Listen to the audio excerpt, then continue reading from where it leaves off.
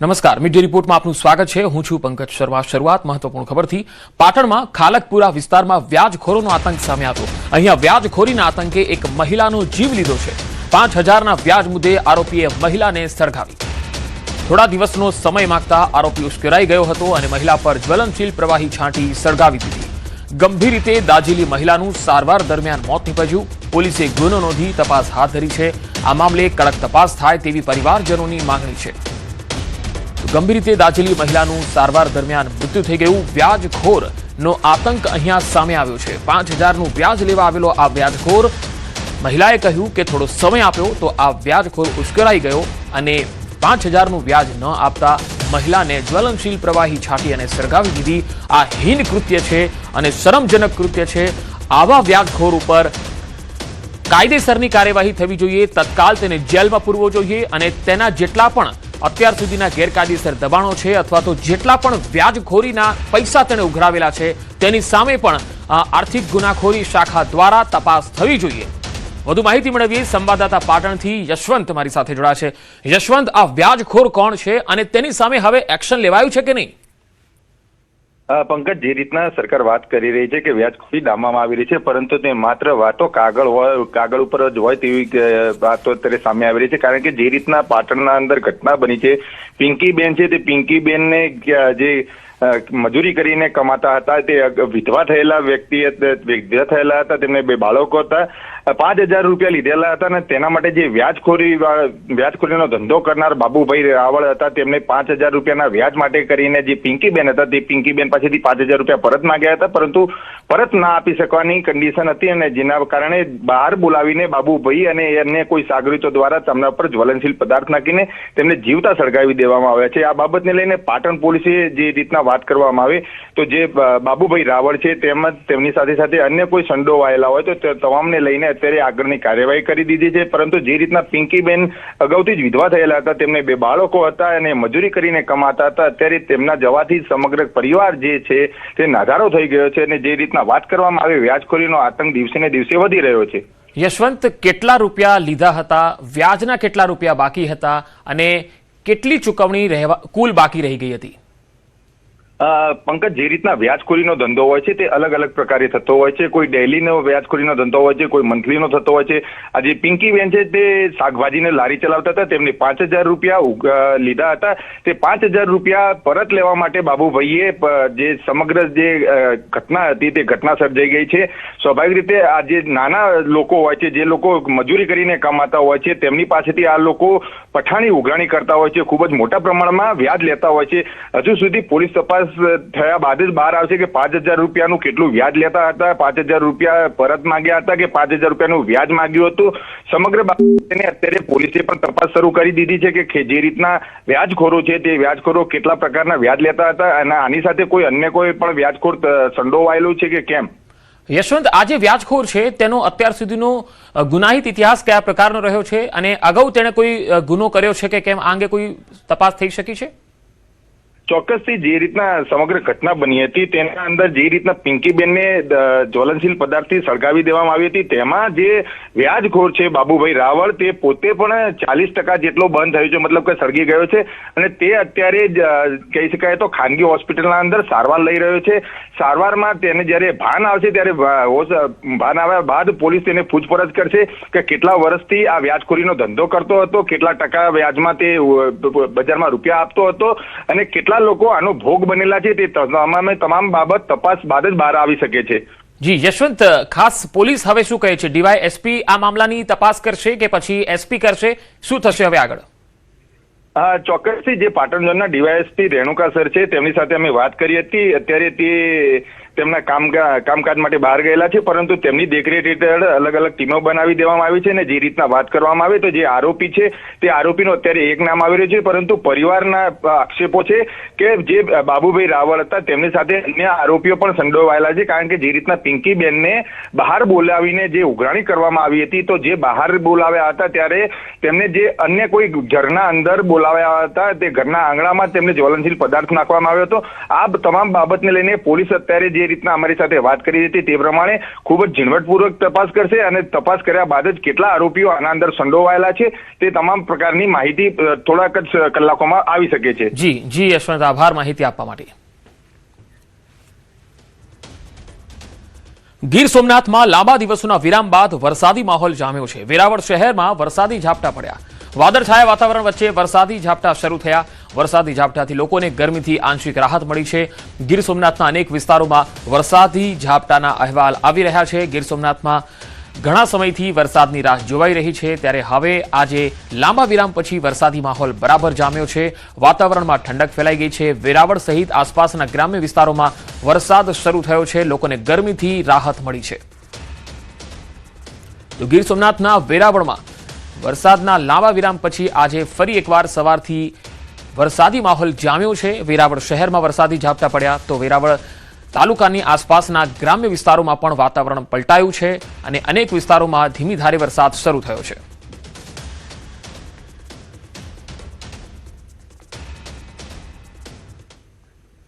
અને હવે વાત ચાંદીપુરા વાયરસની.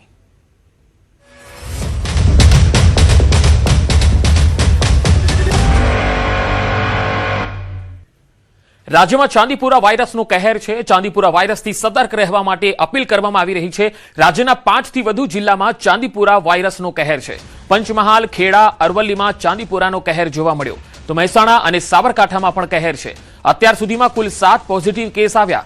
12 કેસ નેગેટિવ જાહેર થયા. અત્યાર સુધીમાં 27 શંકાસ્પદ કેસ છે. બાકીના 8 કેસના નમૂનાઓનું રિપોર્ટની રાહ જોવાઈ રહી છે.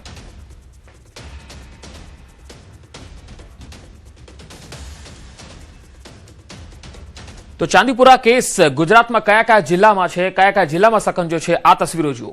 મોસ્ટલી ઉત્તર ગુજરાતના જે જિલ્લા છે એમાં સૌથી વધારે ચાંદીપુરાનો કહેર જોવા મળ્યો. સૌથી પહેલા સાબરકાંઠા અને બનાસકાંઠા બંને જિલ્લામાં વધારે કેસ આવ્યા. ત્યારબાદ ગાંધીનગર, મહેસાણા અને અરવલ્લીમાં પણ કેસ સામે આવ્યા અને હવે મધ્ય ગુજરાતના પંચમહાલ અને ખેડા જિલ્લામાં પણ ચાંદીપુરાના કેસ જોવા મળ્યા છે. એટલે એ રીતે જોઈએ તો લગભગ આપણા ટોટલ 1, 2, 3, 4, 5, 6 અને 7 આ 7 જિલ્લા છે ઉત્તર અને મધ્ય ગુજરાતના, એમાં ચાંદીપુરા વાયરસનો કહેર જોવા મળ્યો છે. અનેક બાળકો જે છે એના જે લક્ષણો છે એ જોવા મળ્યા છે અને એક બાળકનું મૃત્યુ પણ થયું છે ચાંદીપુરાના કારણે.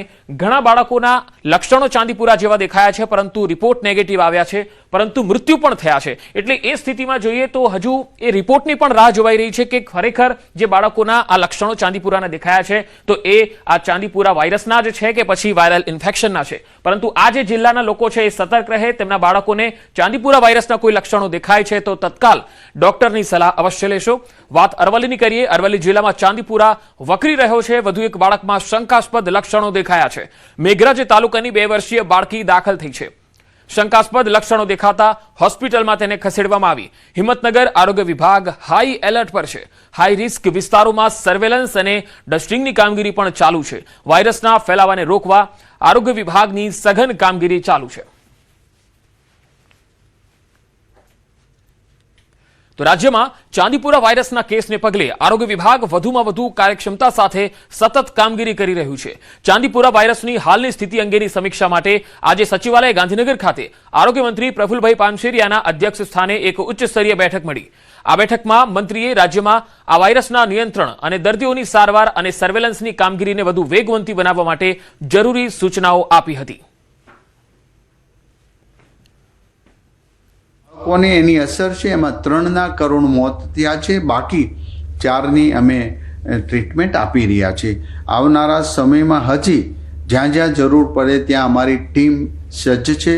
કોઈપણ ક્ષેત્રને પહોંચી વળવા માટે દવાનો છંટકાવનો, દવા છંટકાવ માટેનો બધો જ પુરવઠો દરેક સેન્ટર અમારા સેન્ટર પર ઉપલબ્ધ છે. જ્યાં જરૂર પડે ત્યાં એ દવા પહોંચી જશે, છંટકાવ પણ પહોંચી જશે. ભુજમાં બેફામ ઓવરલોડ ટ્રેલરનો કહેર જોવા મળ્યો. અહીંયા આરટીઓ સર્કલ પાસે 5 થી વધુ વાહનોને અડફેટે લીધા. 4 થી 5 લોકો ઈજાગ્રસ્ત થયા. હોસ્પિટલમાં સારવાર. અકસ્માત બાદ ભારે ટ્રાફિક જામ પણ થઈ ગયો. ડ્રાઈવરની પોલીસે અટકાયત કરી લીધી છે. 4 થી 5 લોકો ઈજાગ્રસ્ત થયા છે. તમામની હોસ્પિટલમાં સારવાર ચાલી રહી છે. અકસ્માત બાદ ભારે ટ્રાફિક જામની સ્થિતિ જોવા મળી હતી. ઓવરલોડ ટ્રેલર અહીંયા ફૂલ સ્પીડમાં આવી રહ્યો હતો અને 5 થી વધારે વાહનોને અડફેટે લીધા હતા. ભુજમાં આરટીઓ સર્કલ પાસેનો આ બનાવ.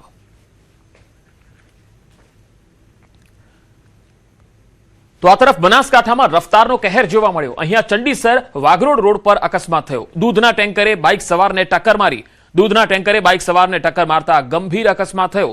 અકસ્માતમાં ઇજાગ્રસ્ત બાઇક સવારને તાત્કાલિક સારવાર માટે હોસ્પિટલમાં લઈ જવાયો. આ ઘટનાની જાણ થતાં સ્થાનિક લોકો સ્થળ પર દોડી આવ્યા. અકસ્માત અંગે વધુ તપાસ હાથ ધરવામાં આવી.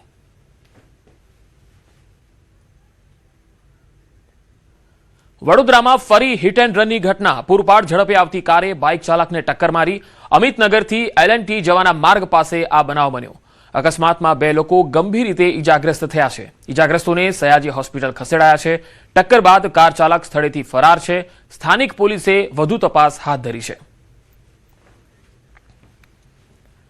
હિંમતનગરમાં નવા પાસે કારમાં અચાનક આગ લાગી ગઈ. શોર્ટ સર્કિટના કારણે કાર સળગી ઉઠી હતી. અમદાવાદના પોલીસ કર્મચારીની કારમાં આગની ઘટના બની.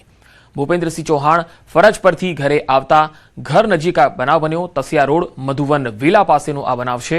ફાયર વિભાગે સ્થળ પર પહોંચી આગ પર કાબુ મેળવ્યો. આગમાં કારને ભારે નુકસાન થયું છે, જોકે કોઈ જાનહાનિ થઈ નથી. તો શોર્ટ સર્કિટને કારણે આગ લાગી હતી. પોલીસ કર્મચારીની આ કાર હતી, જેઓ ઘરે પરત ફરી રહ્યા હતા.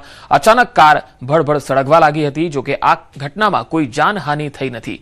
શોર્ટ સર્કિટને કારણે આગ લાગી હોઈ શકે છે, જોકે ફાયર બ્રિગેડે સ્થળ પર આવીને આગ પર કાબુ મેળવી લીધો હતો. અમરેલીના રાજુલામાં મોડી રાત્રે 9 વર્ષનું બાળક ઘરમાં ફસાયું. પરિવાર બહાર ગયો હતો. એ દરમિયાન ઘર અંદરથી લોક થઈ જતા બાળક બહાર આવી શક્યું ન હતું.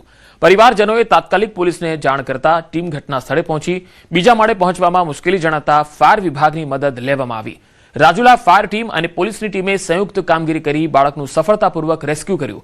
બચાવ કામગીરી બાદ પરિવારજનોએ બંને ટીમનો આભાર વ્યક્ત કર્યો હતો. છોકરો મેં હોસ્પિટલ ગયા હતા ખબર કાઢવા, તો ત્યાં પપ્પા અહીંયા ઘરે શું વાંચું તો પછી એ સુઈ ગયો. પછી અમે આવી અને ઘણી મદદ કરી. ઓલો અવાજ દીધો પણ ખુલ્યો નહીં દરવાજો. પછી સાહેબે મને ફાયરનો નંબર એ સાહેબે ફોન કર્યો અને ગાડી મંગાવી એટલે સારી મદદ થઈ. ખેડામાં જમીનની બાબતમાં મહુધાના અલીના ગામે મારામારી થઈ ગઈ. એક જૂથ થઈને આવેલા આશરે 35 થી 40 જેટલા લોકોએ પરિવાર પર હુમલો કર્યો. આ હુમલામાં મહિલા સહિત 6 લોકોને ઈજા પહોંચી.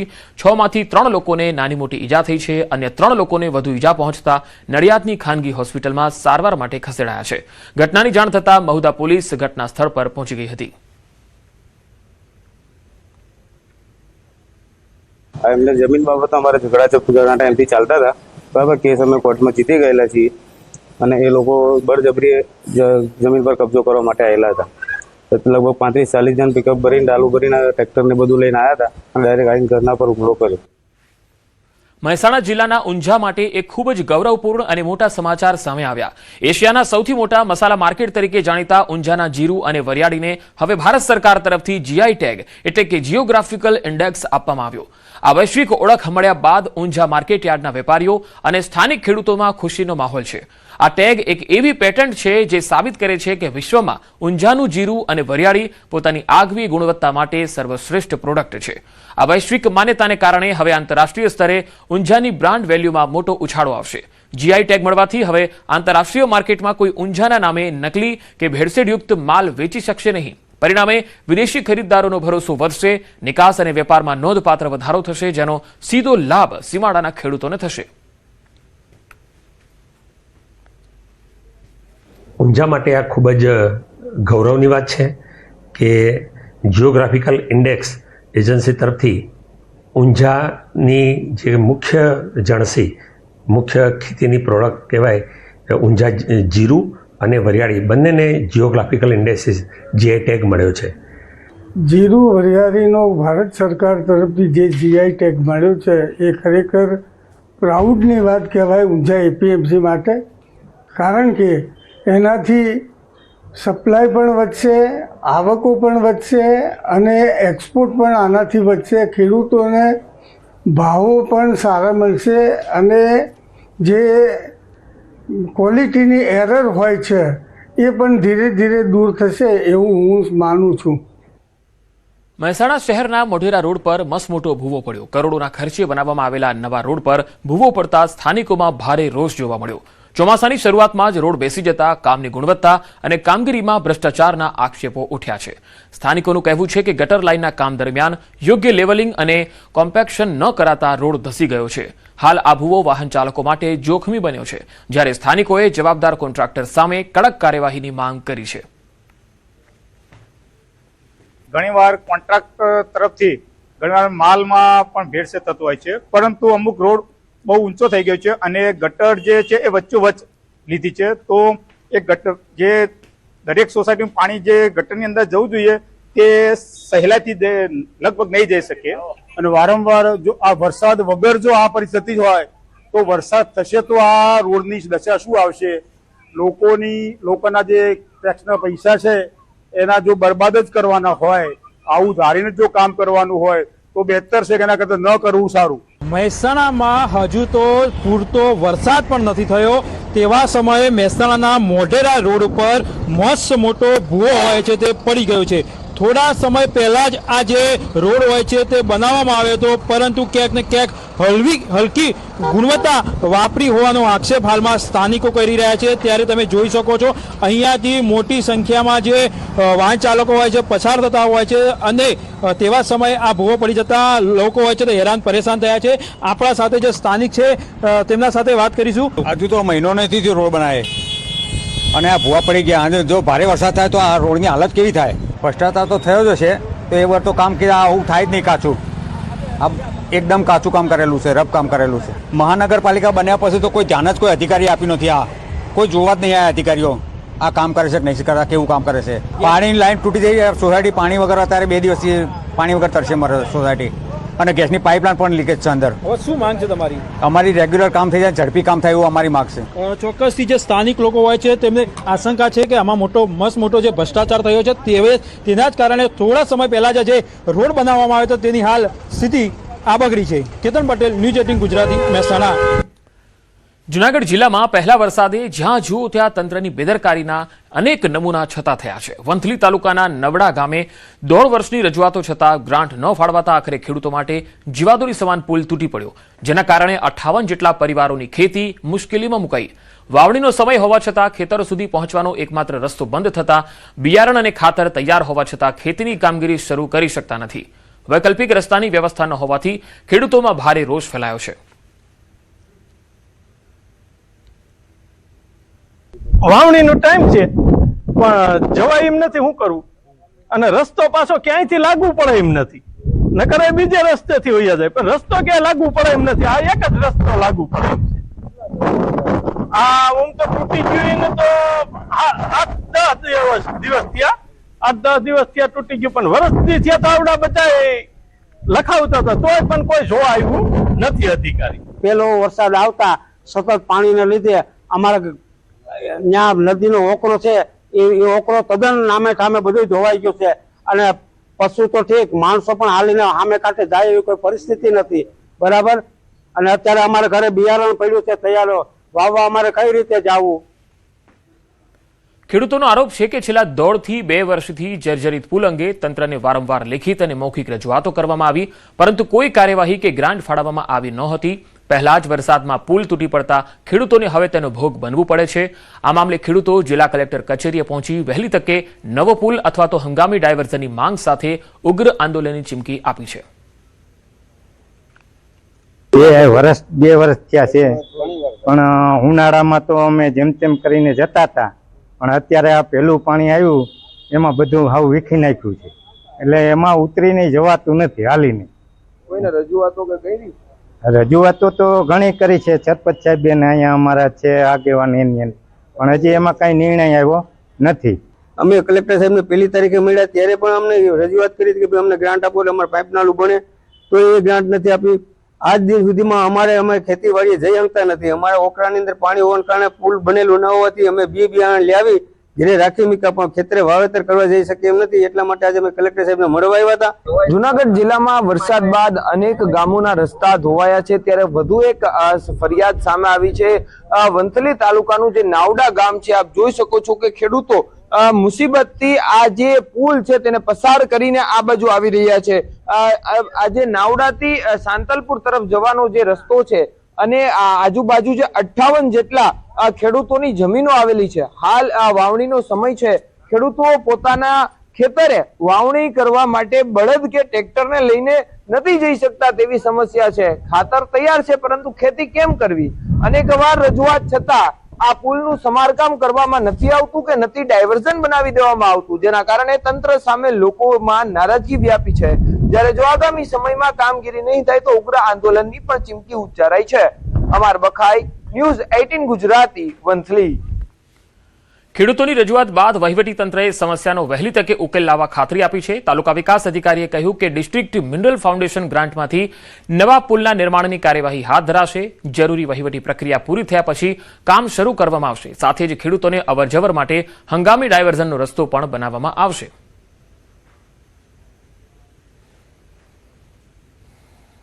એમની રજૂઆત માનનીય કલેક્ટર સાહેબને મોકલાવી આપેલ છે આવેદનપત્ર સ્વરૂપે, અને એ કામ છે એ ડિસ્ટ્રિક્ટ મિનરલ ફાઉન્ડેશન ગ્રાન્ટમાંથી આયોજન કરવામાં આવશે. એ જે વહીવટી પ્રક્રિયા છે એ પૂર્ણ થઈએ આ કામગીરી શરૂ કરવામાં આવશે.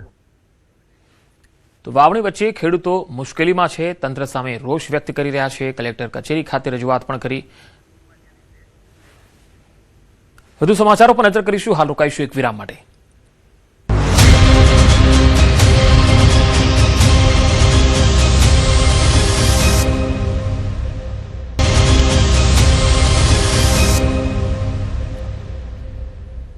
રથયાત્રા દરમિયાન શાંતિ, સુરક્ષા અને કાયદો વ્યવસ્થા જળવાઈ રહે તે માટે સુરેન્દ્રનગર પોલીસ ગુનેગારો સામે કાર્યવાહી કરી રહી છે. સુરેન્દ્રનગર એસઓજીએ જોરાવરનગર વિસ્તારમાંથી એક શખ્સને ગેરકાયદેસર પિસ્તોલ સાથે ઝડપી લીધો. બાતમીના આધારે પોલીસે જોગી ઉર્ફે મહેશ નવઘણભાઈ જોગરાણાની ધરપકડ કરી. પૂછપરછ દરમિયાન આરોપીએ મધ્યપ્રદેશમાં રહેતા રોહિત નામના શખ્સ પાસેથી પિસ્તોલ લાવ્યો હોવાની કબૂલાત કરી. આ મામલે એસઓજીએ ઝડપાયેલા આરોપી સહિત 2 વ્યક્તિ સામે જોરાવરનગર પોલીસ સ્ટેશનમાં આર્મ્સ એક્ટ હેઠળ ગુનો નોંધી વધુ તપાસ હાથ ધરી છે. લંડનના ઐતિહાસિક લોર્ડ્સ ગ્રાઉન્ડ પર ભારતીય મહિલા ક્રિકેટ ટીમે એક નવો ઇતિહાસ રચી દીધો.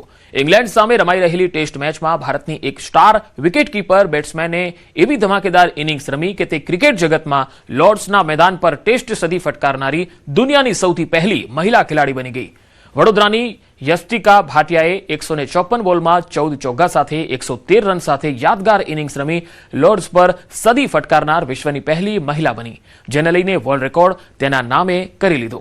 હાલ યાસ્તિકાના ઉમદા પ્રદર્શનથી પરિવારમાં ખુશીની લહેર છે.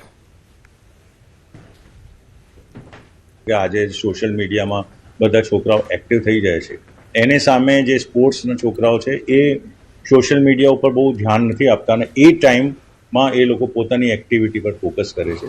તો મારા હિસાબથી એ બેલેન્સ બહુ સારો જરૂરી છે જિંદગીમાં, કે જે છોકરાને આગળ આવવું હોય તો એને જે સોશિયલ મીડિયાનો જે છે એને સીમિત રાખવું જોઈએ અને બાકીના જે કામો છે એને સારી રીતે કરવું જોઈએ. આપણે એવું હતું કે નહીં, બાળકોની જે ઈચ્છા છે એ પ્રમાણે આપણે સપોર્ટ કરીએ તો એ લોકો શાઇન કરશે. અગર આપણે જબરદસ્તી ના તું પઢાઈ કર, તું સ્પોર્ટ્સમાં ના જાય એવું કહીએ તો પછી એનો પઢાઈમાં બી મન નહીં લાગે અને સ્પોર્ટ્સમાંથી બી એ નીકળે. એટલે આપણે એને ફૂલ સપોર્ટ કર્યો. ભલે આપણે બહુ રેઝિસ્ટન્સ આવ્યો હતો બહારથી, અને બીજો એમને એક સારું રહ્યું કે બધા સ્ટેપ પર એને સપોર્ટ સારું મળ્યો.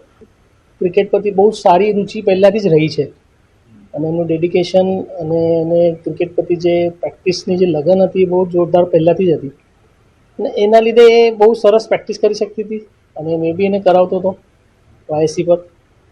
અને આજે જે કંઈ એને જે ઇતિહાસ રચ્યો છે, જે લોર્ડ્સમાં પહેલી ટેસ્ટ મેચ અને લોર્ડ્સમાં વુમન્સમાં પહેલી 100, બહુ પ્રાઉડ મુમેન્ટ છે. વડોદરામાં માનવતાનું અનોખું ઉદાહરણ સામે આવ્યું. અકસ્માત બાદ બ્રેઇન હેમરેજથી 44 વર્ષીય જીગર મહેતાનું નિધન થતાં પરિવારજનોએ અંગદાનનો મહત્વપૂર્ણ નિર્ણય લીધો. પરિવારના નિર્ણયથી આંખ, કિડની અને લીવરનું દાન કરવામાં આવ્યું. ગોત્રી GMERS હોસ્પિટલમાં પ્રથમ વખત અંગદાનની પ્રક્રિયા પૂર્ણ કરવામાં આવી અને ગ્રીન કોરિડોર મારફતે અંગોને અમદાવાદ મોકલવામાં આવ્યા. આ અંગોના દાનથી જરૂરિયાતમંદ દર્દીઓને નવું જીવન મળશે. ડોક્ટરો અને સ્ટાફે ભાવભીની પુષ્પાંજલિ સાથે અંગોને વિદાય આપી માનવતાનો સંદેશ આપ્યો. તો વડોદરાનું આ માનવતાનું અનોખું ઉદાહરણ સામે આવ્યું. 44 વર્ષીય જીગર મહેતાનું નિધન થયું અને તેમણે અંગદાનનો નિર્ણય પરિવારજનોએ આપ્યો અને આંખ, કિડની અને લીવરનું દાન કરવામાં આવ્યું અને ગ્રીન કોરિડોર મારફતે આ જે તમામ અંગો છે એ અમદાવાદ ખાતે મોકલવામાં આવ્યા. તો અંગદાનથી ઘણા દર્દીઓને નવું જીવન મળશે અને એટલા માટે જ કહેવાય છે કે અંગદાન એ મહાદાન. આ માનવતાનું ઉત્તમ ઉદાહરણ છે, કારણ કે જ્યારે વ્યક્તિ આ દુનિયામાં નથી હોતો ત્યારે તેના અંગોના દાનથી ઘણા બધા વ્યક્તિઓને નવું જીવન મળતું હોય છે. દુનિયામાં ન હોવા છતાં પણ તેના અંગોના કારણે પણ એ વ્યક્તિ ઘણા બધા વ્યક્તિઓને જીવન આપીને જતો હોય છે. તો આ એક મહાદાન એટલા માટે પણ કહેવાય છે. અંગદાનથી ઘણા દર્દીઓને નવું જીવન મળશે. વડોદરાના આ 44 વર્ષીય જે મહેતા પરિવારનો જે નિર્ણય લીધો છે, તેમના પરિવાર જે એક સભ્ય છે, એક મોભી છે, એ જ્યારે આ દુનિયામાં ન રહ્યા ત્યારે તેમના અંગોનું દાન કરવામાં આવ્યું. જીગર મહેતા અને તેમનું નિધન થયું. પરિવારજનોએ નક્કી કર્યું કે તેમના અંગોનું દાન કરવાનું છે, ત્યારે ગ્રીન કોરિડોર મારફતે આ તમામ અંગો અમદાવાદ ખાતે મોકલવામાં આવ્યા. હવે આ અંગો ઘણા દર્દીઓમાં જરૂરિયાતવાળા જે દર્દીઓ હશે તેમને આપવામાં આવશે, જેથી તેમને પણ એક નવું જીવન મળે. ડાંગ જિલ્લામાં ગેરકાયદેસર રિસોર્ટ અને ટેન્ટ હાઉસ પર કાર્યવાહી. કલેક્ટરના આદેશ બાદ નાયબ જિલ્લા વિકાસ અધિકારીને આપ્યા હતા તપાસના આદેશ. તપાસ દરમિયાન જિલ્લામાં કુલ 63 જેટલા બાંધકામો ગેરકાયદેસર જણાઈ આવતા સીલ કરવાના આદેશ અપાયા છે. સાપુતારા આવતા લોકો પાસેથી કમાણી કરવા માટે સાપુતારા આસપાસ તળેટી વિસ્તારમાં ટેન્ટ હાઉસ, રિસોર્ટ, હોટલ, ધાબા બનાવી દીધા છે. ડાંગના એક જાગૃત નાગરિકે આવા બાંધકામો અને ગેમ ઝોનને લઈને સરકારના સ્વાગત કાર્યક્રમમાં સવાલ ઉઠાવ્યા, જેને લઈ જિલ્લા કલેક્ટરે તપાસના આદેશ કર્યા છે. નાયબ જિલ્લા વિકાસ અધિકારીને જિલ્લામાં કુલ 63 જેટલા બાંધકામો ગેરકાયદેસર એટલે કે મંજૂરી વગર બાંધવામાં આવ્યા હોવાનું જાણવા મળ્યું.